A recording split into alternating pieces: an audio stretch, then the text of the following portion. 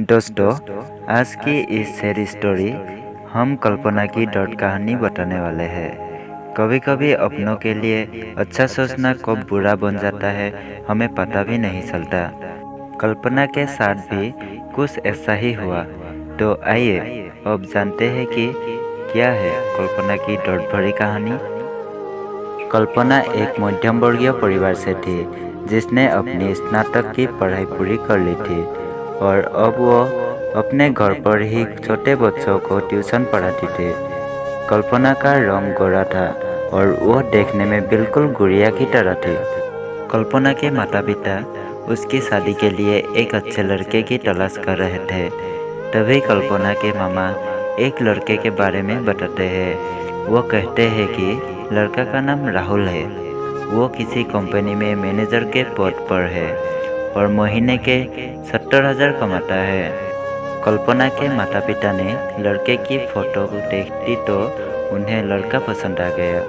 जब कल्पना की माँ ने कल्पना को लड़के की तस्वीर दिखाई तो कल्पना ने कहा, जब आप दोनों को लड़का पसंद है तो मुझे भी पसंद है।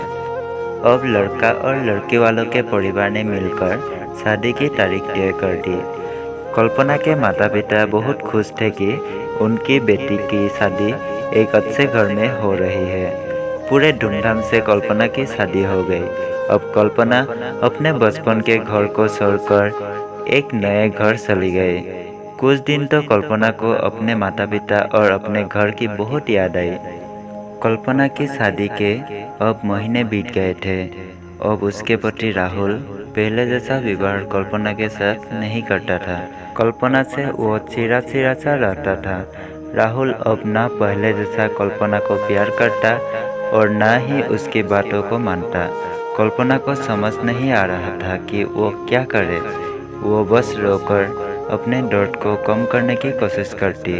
एक दिन कल्पना को पता चला कि राहुल सिगरेट पीने का बहाने छत पे जाता और किसी लड़की से बात करता है। जब कल्पना ने राहुल से पूछा कि आप रोजाना छत पे जाकर किससे बात करते हैं, तो इस पे राहुल ने जवाब दिया कि वो मेरे ऑफिस का फ्रेंड है, बस उसी से बात करता हूँ और तुम अपने काम से मतलब रखो, ज़्यादा सियादी बनने की ज़रूरत नहीं है। होली का दिन था।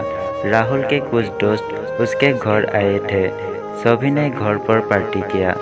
उस दिन राहुल का एक दोस्त थोड़ा ज़्यादा ड्रिंक कर लिया था और उसने नशे में कल्पना के सामने जाकर कहा, भाभी आप इतना प्यारी और मासूम हो, फिर भी राहुल भाई दिन भर उस घमंडी नेहा से बात करते रहते हैं। लगता है कि आप राहुल भाई का सही से ख्याल नहीं रखते। ये सुनकर कल्पना का शक अब हकीकत बन चुका था।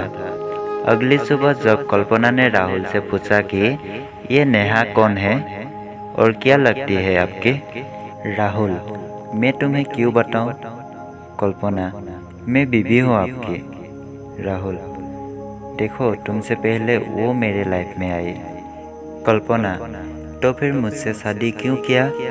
राहुल, बस तुम अच्छी लगी इसलिए शादी कर लिया। कल्पना, अब तुम देखना मैं उस कामिनी लड़की को कैसे सबक सिखाता हूँ। नेहा को कब कल्पना ने कामिनी कहा तो राहुल ने गुस्से में कल्पना को बहुत मारा और उससे कमरे में बंद कर दिया। कल्पना के सास को सब पता था, फिर भी वो अपने बेटे के सामने एक शब्द भी नहीं बोलती थी। शाम को जब राहुल आया तब उसने रूम का दरवाज़ा खोला। उस दिन कल्पना की तबीयत खराब हो गई थी, फिर भी उसी हालत में उसने खाना बनाया। कल्पना ये सारी बातें अपने माँ को बताना चाहती थी, लेकिन चाहकर भी वो नहीं बता पा रही थी, क्योंकि वो जानती थी कि अगर उसके माता पिता को ये सब पता चलेगा तो वो परेशान हो जाएगा। राहुल अब कल्पना के साथ नौकरानी जैसा व्यवहार करने लगा। छोटी छोटी बातों पे उसने मारता। कल्पना अब धीरे धीरे डिप्रेशन का शिकार होने लगी। उसके दिमाग में गलत गलत ख्याल आने लगे। अब ना वो समय पे खाना खाती और ना ही किसी से बात करती। आखिरकार एक दिन कल्पना ने रूम में फांसी लगाकर आत्महत्या कर ली। कल्पना ने आत्महत्या का कारण किसी को नहीं बताया, लेकिन उसके सास को पता था कि कल्पना ने आत्महत्या क्यों किया। दूसरी तरफ कल्पना के माता पिता का रो रो कर बुरा हाल हो गया। कल्पना की मां ने पुलिस को आत्महत्या कारण उसके ससुराल वालों को बताया। पुलिस राहुल और उसके माता पिता को ले गए, लेकिन पैसों के दम पर कुछ ही दिनों में राहुल और उसके माता पिता जेल से छूट गए। जीवन में अक्सर अच्छा दिखने वाला इंसान अच्छा नहीं होता है। उसके अंदर कहीं ना कहीं बुराई छुपी होती है, और वही बुराई किसी की जिंदगी को बर्बाद कर देती है। कुछ ऐसा ही कल्पना के साथ हुआ। अगर वीडियो को अच्छी लगी है तो प्लीज़ वीडियो को लाइक कीजिए, कमेंट कीजिए, शेयर कीजिए, और मेरा चैनल में नया है तो प्लीज़ चैनल को सब्सक्राइब करके बेल आइकन को प्रेस कर लीजिए। धन्यवाद।